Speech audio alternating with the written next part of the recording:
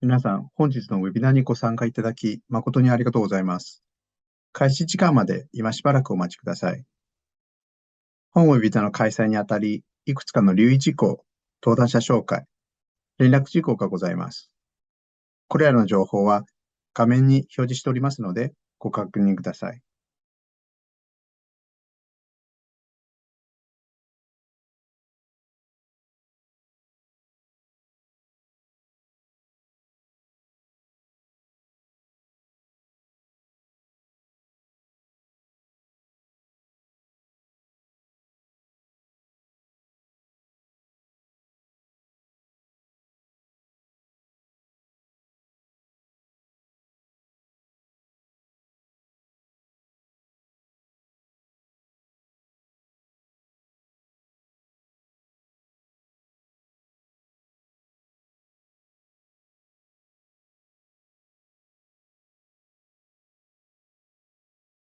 皆さん、こんにちは。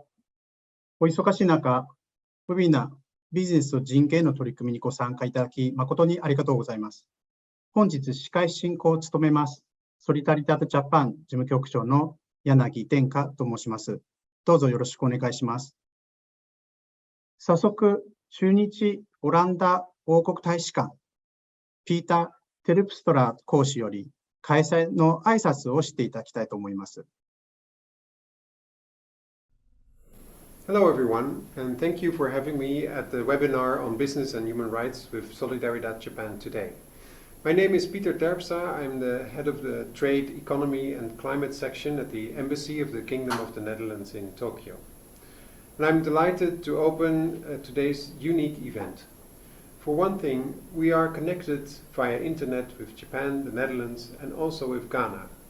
Our embassy in Tokyo usually holds seminars and webinars between the Netherlands and Japan, and rarely we hear direct voices from Africa, though our global supply chains cover us all.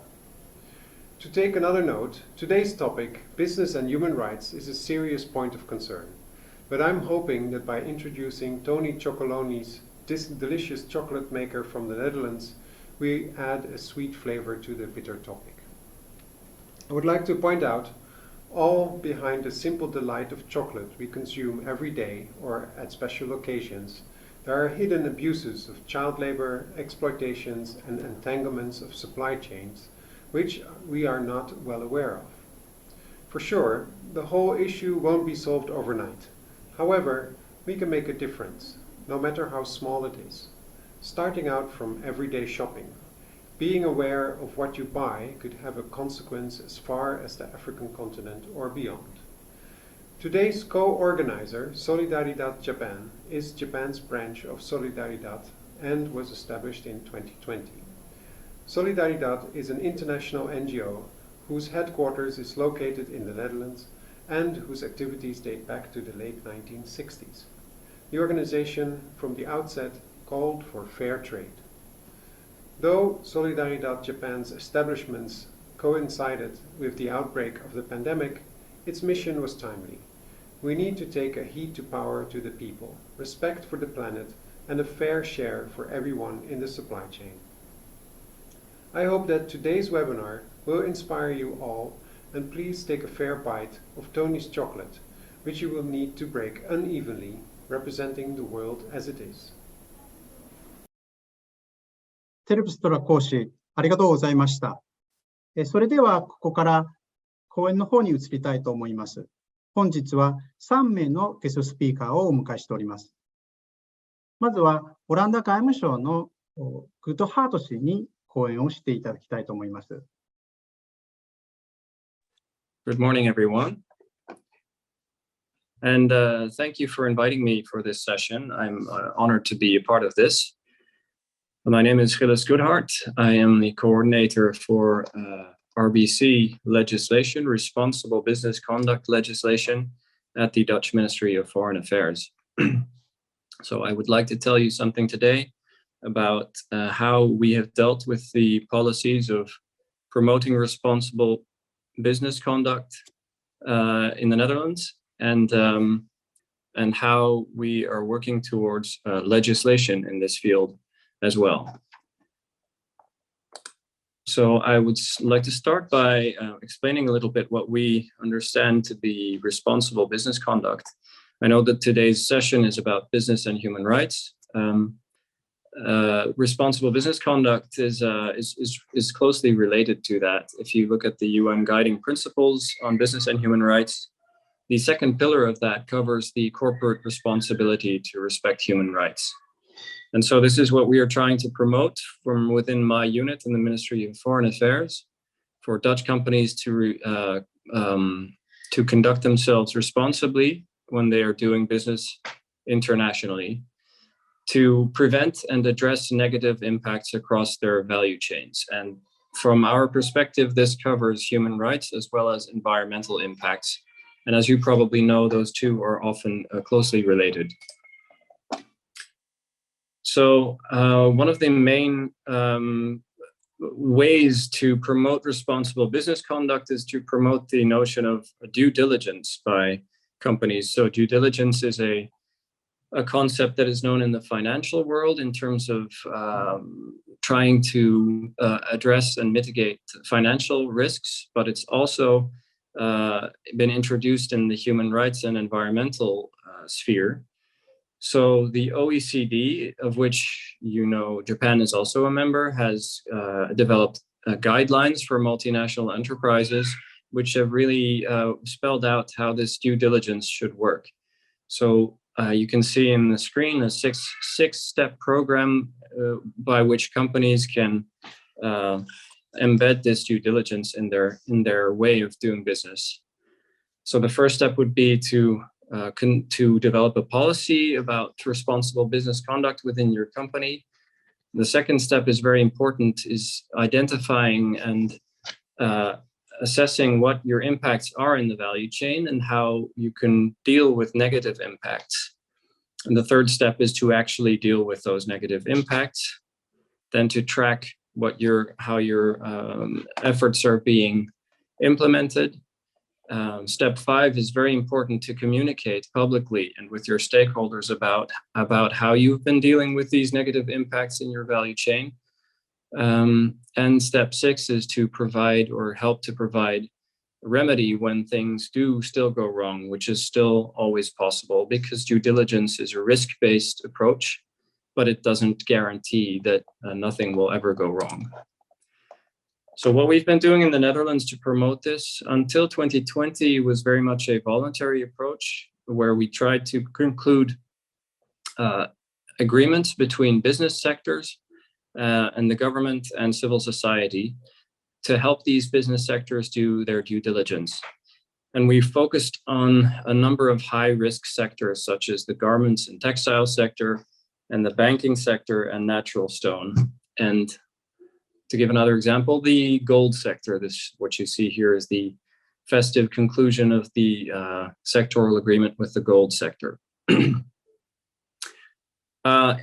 While we were doing that, and while we were implementing those sectoral agreements, the Dutch Parliament was working on an initiative to introduce the Child Labor Duty of Care Act. So in 2019, this act was adopted by the Parliament, and it left some details to be filled in by the government. This act is not entered into force yet, and that is because in the meantime, we were also working on an evaluation of what we had been doing up until that time, so through this voluntary approach. And our conclusion was that even though these voluntary agreements very much added value and they helped these business sectors to act more responsibly and to become more aware of the risks in their value chains, there was also still, we were reaching very few companies within those risk sectors. So 1.6% of the companies were actually part of these agreements. And across the board, companies were not really actively subscribing to these due diligence guidelines yet. That all led to the decision in 2020 that we should be making voluntary measures part of a smart mix with also mandatory measures, so legislation as well.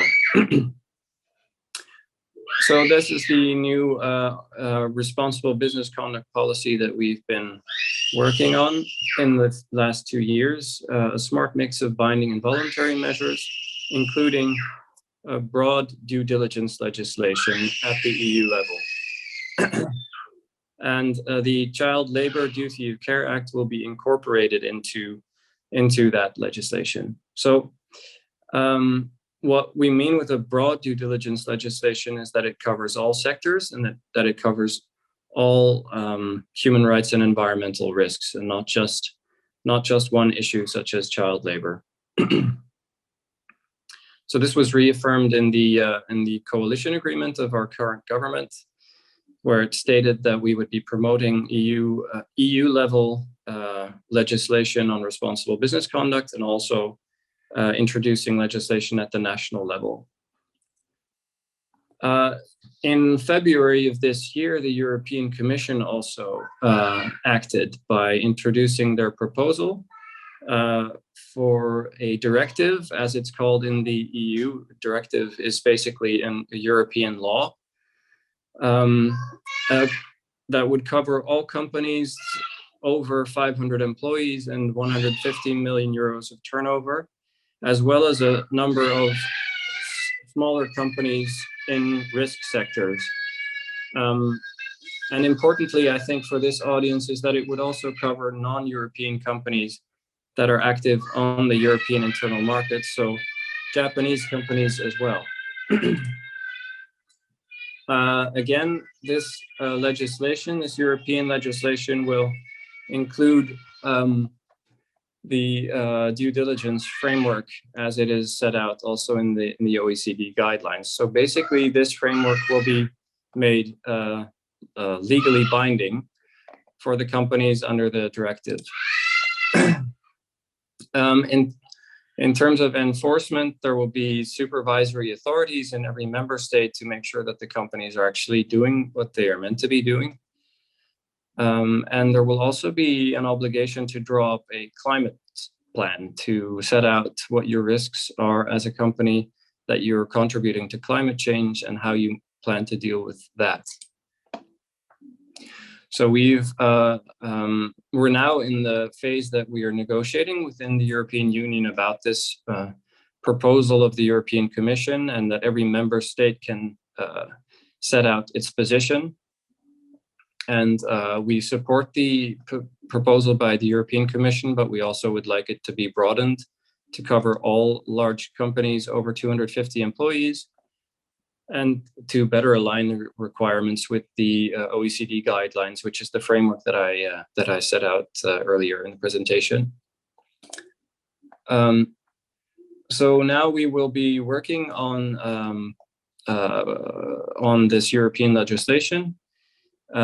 This can be sometimes a complicated process for outsiders to understand, but we're negotiating with other member states on what our position will be.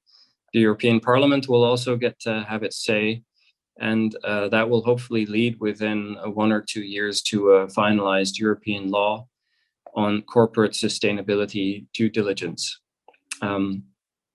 As I explained, as part of our coalition agreement, we will be working on national legislation in parallel, but we will be sticking very closely to what the EU has also proposed, but hope to be implementing that earlier than the rest of the European Union.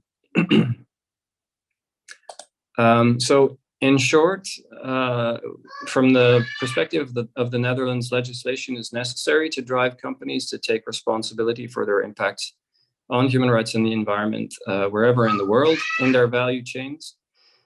Doing this could avoid a race to the bottom that is sometimes currently being seen, that where companies are driven purely by lowering costs. The EU legislation that is in the works, importantly, will affect Japanese companies as well, because the larger ones that are doing a lot of business in the EU will also be part of that law. Also, companies in Japan that are doing business with European companies that will be under the scope of the law will be affected. So we're very curious to see how this debate will play out in Japan and whether perhaps in the future this might lead also to legislation being introduced in Japan. So thank you very much. I will leave it at that for now, and I hope you enjoy the rest of the webinar today. Thank you. Thank you, Mr. Goodhart. 続きまして、トニーズチョコ論理のファンザンテ氏にご講演をしていただきたいと思います。Good morning from my side, or good afternoon on your side, or the other side of the planet. My name is Edo Mazante, and I am representing a small Dutch chocolate company called Tony's Chocolonely that is trying to make a difference in the world of cocoa specifically. And I'll take you through a story of how our tiny company has tried to make a dent in the cocoa industry, and how we've grown from a small Dutch company to, well, perhaps a global player in the field of chocolate by now. So let me take you through a little story of cocoa and how the world of cocoa looks. Cocoa grows around the equator. There's a little bit of cocoa that comes from Asia. There's a little bit of cocoa that comes from Central and South America, where originally all cocoa used to come from. But the majority of all cocoa nowadays is grown on millions of tiny farms in Western Africa. So don't imagine big plantations. These are 2, 3, 4 hectare size family-run businesses, millions of those. And the other side of the value chain is billions of consumers like, well, you and me, who just want to be able to eat a bar of chocolate every single day in their life without feeling any sense of guilt. But in the middle of that value chain, there's only a handful of companies that actually produce chocolate from cocoa. I would say not much more than 10, 12 companies produce 90, 95% of all the chocolate in the whole wide world. And it's in the interest of those companies that the price of cocoa remains low. And in our opinion, that price is inhumanly low. Because how does that look? Of a bar of chocolate that's sold in the supermarkets, not much more than 5.5 or 6% of the actual retail price goes to the farmer that grows that cocoa. And that leads to the average cocoa farmer in Ivory Coast, for example, to have an available income per day of about 79 US dollar cents per person per day. And that is way below the living income reference level that's stated at about $2.50 per person per day, but even way below the extreme poverty level for a country like Ivory Coast, that's somewhere below the $2 per person per day. So we think that value chain is very unequally divided. Now, how does that look? 2 countries in Western Africa, Ghana and Ivory Coast, they produce about 60% of all cocoa in the whole wide world. And that cocoa is grown on about 2.5 million farms in Ghana and Ivory Coast alone. And on those farms, today, still in 2022, there's more than 1.5 million children that work on those farms, of which more than 95% work in illegal and hazardous situations. So that means that these children work with big machetes, or work with chemicals, or work with heavy machinery, and that is hazardous work, and it's illegal even according to local law. Nowadays, still 30,000 children are subject to something that can be considered modern slavery. So these are children that are forced to do unpaid work, often outside of the family environment, and that is ridiculous. In 2022, for a product that everybody should be enjoying, right? When you eat chocolate, you're happy. When you give away chocolate, it gives you happiness. When you sell chocolate as a retailer, it adds to happiness. When you produce chocolate, it adds to happiness. But when you actually produce the cocoa for that chocolate, it's a totally different kind of story. Now, in early 2001, there were 2 American congressmen that realized the same things. That was Congressman Harkin and Congressman Engel. And they set up the Harkin and Engel Protocol to eradicate the worst forms of child labor from the value chain of cocoa within 5 years' time. And that protocol was signed by all of the big chocolate companies in the value chain of cocoa that I just explained. And then you think you're there. But unfortunately, the Harkin and Engel Protocol was and is a so-called voluntary agreement.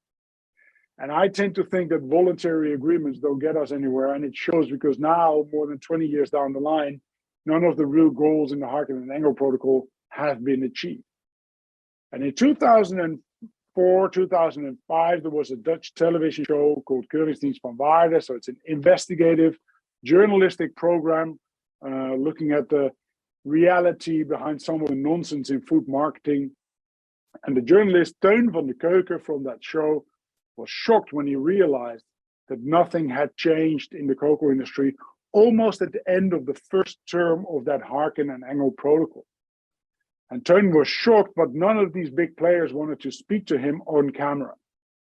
So, long story short, Teun ended up setting up a court case against himself as a chocolate consumer, saying that if I consume chocolate that finances modern slavery, I should be put in jail.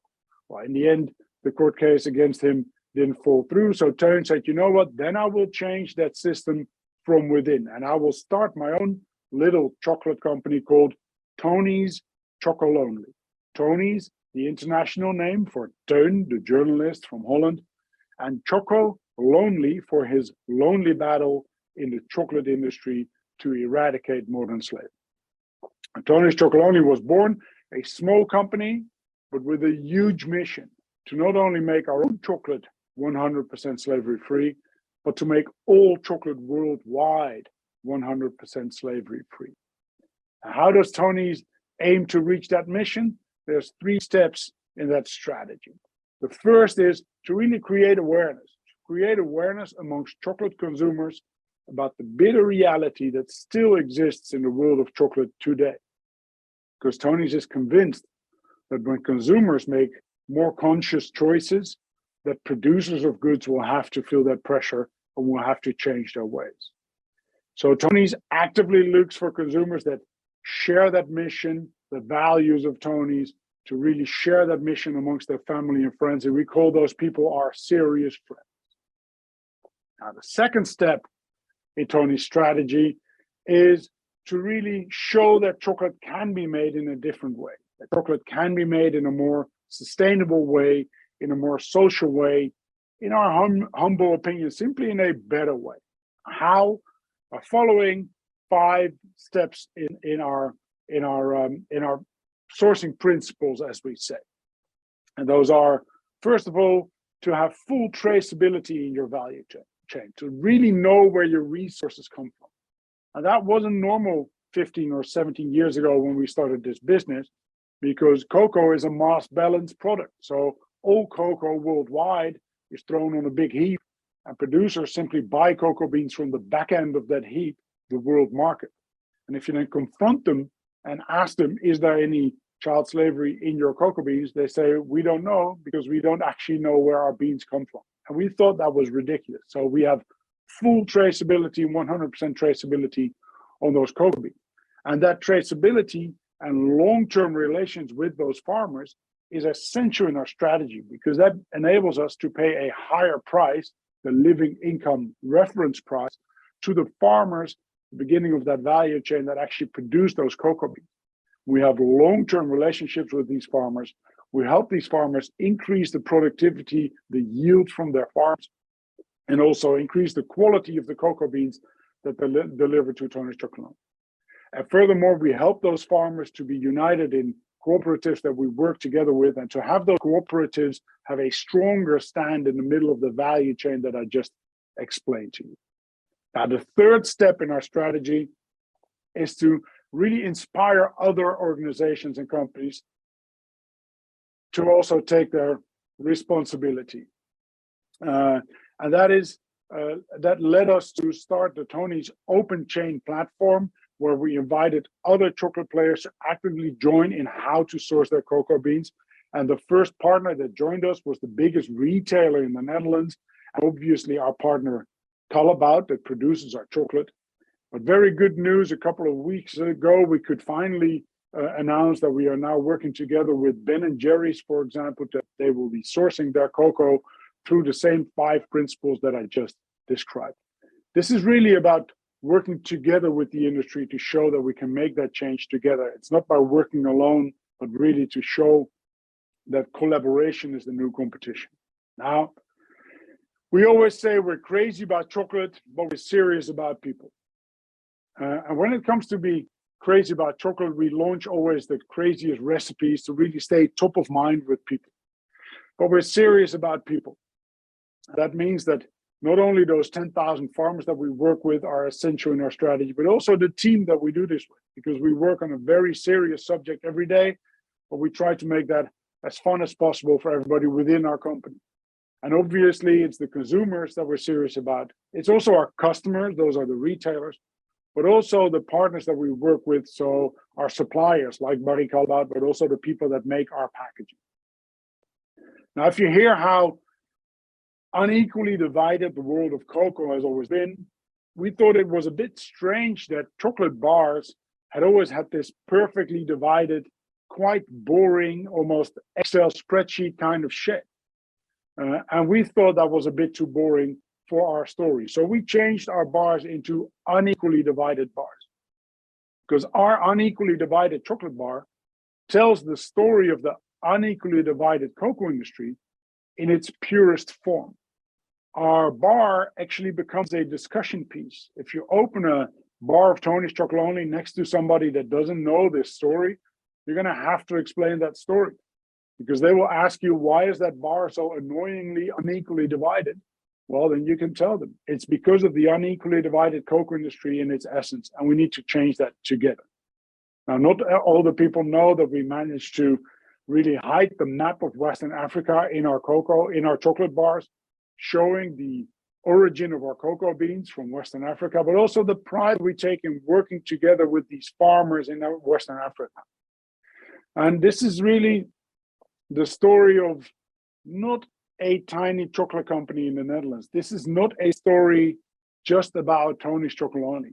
This is really a story about working together with the rest of the industry, with governments, with consumers, with retailers, and obviously with cocoa farmers to together work towards making 100% slave-free the norm in the chocolate industry. And as I always say when I finalize this presentation, once you know something, you cannot unknow something. And once you know something and you're aware, I think you're responsible. And when you're responsible, it's on you and all of us to act upon that responsibility. So the very next time you might find yourself in front of a chocolate shelf, or any shelf for that matter in the supermarket, just realize that each and every purchase you make is actually a vote for the world you want to live in yourself. Thank you very much. ミスター・ファンタンテ、ありがとうございました。それではこれよりパネルディスカッションに移りたいと思います。はい、皆さんありがとうございます。報告者の皆様が時間をきっちり守ってくださったので、これは珍しいことですが、たくさんのディスカッション時間が取れます。で、最初にパネルディスカッションに入る前にですね、私の方から3名の報告者の皆さんに1つずつ質問させていただきたいと思います。まず、資料を共有しますね。はい。で、まず、グッドハートさん、ありがとうございました。実は、日本ではですね、最近、ビジネスと人権に関するたくさんの書籍が出版されています。そして多くの企業の方々がビジネスと人権について関心を持っています。で今日、グッドハートさんが話してくれたのは、2020年まではヨーロッパ、オランダでも自主的な取り組みが主体だったと。しかし、もはやもう自主的な取り組みだけでは不十分で、規制をすることになってきた。でこれは、スマートミックスというふうにおっしゃっていましたけれども、そういうふうにして、どんどんその規制をきちんとしていくっていうことになっていったわけなんですが、これは多分日本のビジネスマンの方々、あるいは日本の政府の方々が思う疑問だと思うんですが、もしも EU だけが、あるいはオランダだけが厳しい規制をしてしまうと、国際競争の中で EU の企業が不利になってしまうというような懸念はないのでしょうか。この点についてお考えをお聞かせいただけますか。Thank you for the question. Thank you. So you were asking whether European companies will be at a disadvantage. Well, I mean, this is one reason why we have a preference for EU legislation in this regard, because that means you make the pie bigger, as it were. So the obligations will cover all companies within the EU, which means that, for one thing, the impact will be more significant. So if all European companies that are under the scope of this law will be working on addressing the negative impacts in their value chains, obviously that will have a bigger effect worldwide. And there might also be more of a spillover effect to other countries outside the EU. As I mentioned, some companies, large companies with a lot of business in the EU, will be covered by the law as well.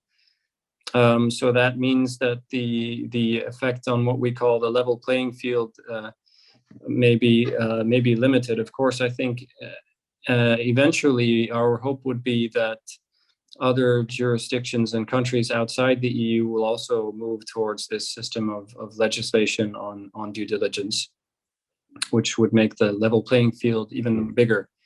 But I should also mention perhaps that as a part of this smart mix of binding and voluntary measures, we're also putting a lot of effort into supporting companies on this, how they should do their due diligence properly and how they will be able to comply with the requirements that are or will be in this law. So, for instance, we are setting up a responsible business conduct support office that will be available to all companies that have questions on how to do their due diligence, and that will be able to point them to helpful tools or resources or explain to them how these systems work. And we are also continuing to support sectoral cooperation, so through a subsidy scheme.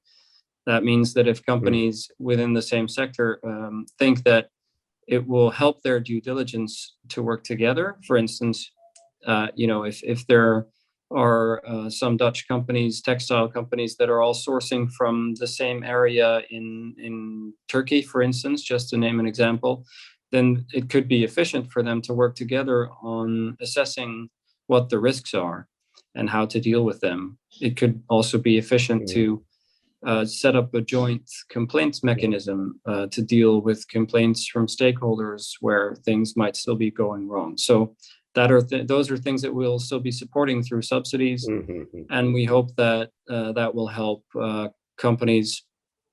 Certainly not put companies at a disadvantage, and it's also our conviction that in the long run, doing business in this way is actually beneficial. And that there is a business case for this because it creates resilient supply chains, and it avoids that as a company you all of a sudden get caught up in a scandal or that you need to move your business elsewhere because you already know what the risks are. Thank you. なるほど。はい。はい。ありがとうございました。大変よく分かったと思います。で、日本の企業の方々もやっぱり自分たちが不利になってしまうんじゃないかという恐れと、それからやっぱりみんなの世界的なルールに従わなきゃいけないっていうところで迷っていると思うんですが、おっしゃってくださったように、公平な競争の土壌、レベルプレイングフィールドですけども、そのところがあるし、かつ、オランダ政府、あるいは EU としても、政府としてもサポートしていくんだという、そういう姿勢があるということがよく分かりました。ありがとうございます。では、ファンザンテンさんの方に、お伺いしたいと思うんですけども、はい。ファンザンテンさんはですね、チョコエヴァンゲリスト、チョコの伝道師とおっしゃっています。で、トニーズチョコ論理の、経歴、今までの結果も教えていただきました。で、バリューチェーンの透明性をとても大事にしているんだと。で、そういうオープンプラットフォームにさまざまな大手のブランドもようやく参加するようになってきたということをおっしゃいました。さらに言えば、板チョコのその分割ラインが不均等であるということの意味についても教えてくれました。で、ここでですね、非常にそのトニーズはオランダの中でもチョコレートのマーケットをある程度獲得しているという意味で、ビジネス的にも成功していると思うんですが、消費者に対する直接的なアピールっていうのはどのようにしてきたんでしょうか。あるいはそこでその時に市民社会や政府との協力はあったんでしょうか。このあたりについてお答えいただけますか。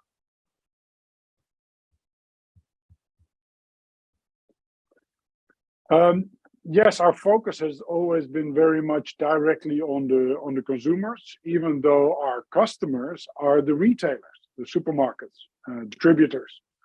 But consumers are the ones that we think are essential to create awareness amongst. Even though it's a joint effort, I think retailers need to take that responsibility as well in terms of what they put on their shelves. And consumers need to be conscious about what they put in their shopping baskets.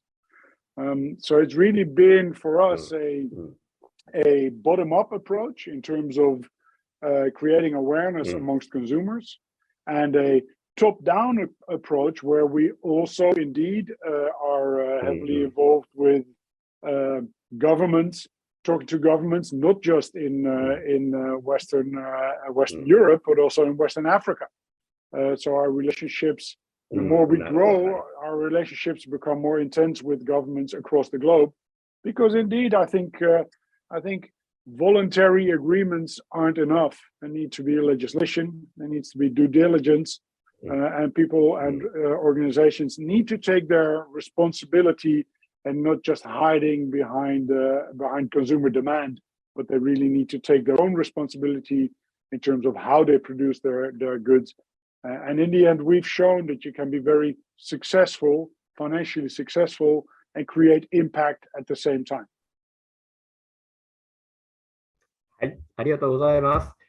そのボトムアップとトップダウンを両方使い分けるっていう、その戦略的な取り組みがあったからこそ、今、トニーズの成功があるんだってことはよく分かりました。ありがとうございました。では次に山根さんにお伺いしたいと思うんですけれども、その消費者教育推進課というものが、消費者にはあるっていうこと自体がすごくびっくりな感じなんですけど、しかもエシカル消費特設サイトがあると。で、騙されない消費者、実は日本の消費者教育、消費者行政っていうのは、騙されないことを一生懸命やってきたんですが、自分で考える消費者まで踏み込んだのは初めてだと思うんですね。で、そういう意味で非常に画期的な取り組みだと思います。で、子どもにも分かりやすく伝えるためのいろいろなツールを開発しているし、あるいはファッション分野では、他の省庁、経産省や環境省ともコラボしているというのも大変大胆な試みだと思います。とはいえ、エシカル消費の認知度は高くないですね、あんまり。で、ただ消費者だけではなくって、消費者志向の形容をするように、企業にも働きかけているというところがとても新しいと思うんです。まずディスカッションのための整理なんですが、こんな形でですね、エシカルコンサンプションのためのエコシステムがあると思うんですね。で、消費者がもちろん大事です。でも、企業がきちんとした販売、購買をしないといけないし、消費者がそれに対して応えて初めて、企業も持続可能になるわけですね。で、その時にさまざまな情報を提供する市民社会、NGO があるし、そして政府や国連機関は、規制をすることによって、企業に対して上からの規制もかけることもあるでしょうけれども、同時に消費者に対する、情報提供もしていくと。で、こういう市民社会、企業、政府、そして消費者というアクターが揃って足並みが揃わないと、倫理的な消費の、そのエコシステムが成立しないと思うんですね。で、実際に今日お話があった、オランダの場合ですけれども、そこは例えば市民社会、ソリダリダードを含みますけれども、がさまざまなアクティビティをしていて、そしてトニーズのような企業があって、でこの企業が消費者に対してもアプローチをしていきますし、そしてまた冒頭ご紹介あったように、オランダ政府、あるいは EU の政府、政策もそれをサポートするようなものである。で、これでエコシステムが回っていくわけですね。じゃあ日本はどうかというと、エースのような市民団体があります。しかし、そこから消費者に届く情報はまだ限られています。そして、企業とのコラボレーションもまだまだ始まったばかりです。で、企業の方はですね、例えばその消費者とのやり取りの中でですね、富士製さんは B2B の企業ですけれども、例えば、スーパーマーケットの、企業が一生懸命フェアトレードチョコレートを入荷して棚に置いても、消費者が買わない限りはやっぱりそれではつながらないわけですね。で、ここの部分が非常に私は弱いと思います。で、その消費者に対する、例えば日本の場合は消費者庁が今一生懸命頑張ってますけれども、先ほど山さんからお話あったように、直接的な規制はできない。で、そういう意味でまだエコシステムが十分に成立していないんじゃないかと私は思うんですね。はい、皆さんありがとうございました。ソリダルジャパンは日本企業の SDGs の貢献や CSR 活動、サステナビリティ推進などへの取り組みをお手伝いをしてまいりたいと考えておりますので、私ども NGO との連携についてご関心がある方は、ぜひソリダルジャパン事務局までお問い合わせください。皆さんご清聴ありがとうございました。